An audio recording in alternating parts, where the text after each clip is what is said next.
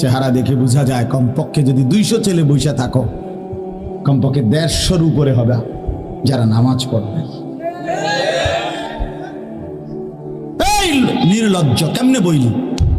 অসভ্য আবার বেটকাও, ছি ছি ছি, বেশরম বেটা, থুতু মারলাম তোর এই হাসি মাখা মুখে বেটা, থু বেটা নাফরমান। তুমি শুনে কি করবে বেটা? ওঠো বেটা, তুমি বেটা, তোমার মতো ফালতু লোক আল্লাহর সেজদা যে করলা না, নাফরমান।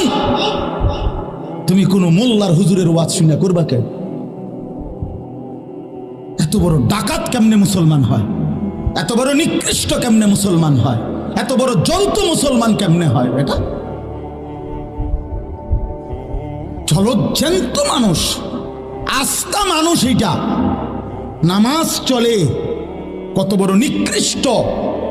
সে চারদিকে ঘুরে চটপুটির দোকানে, বুট বাদামের দোকানে, রাস্তায়। আরে কি পরিমাণ নিকৃষ্ট বেয়াদব!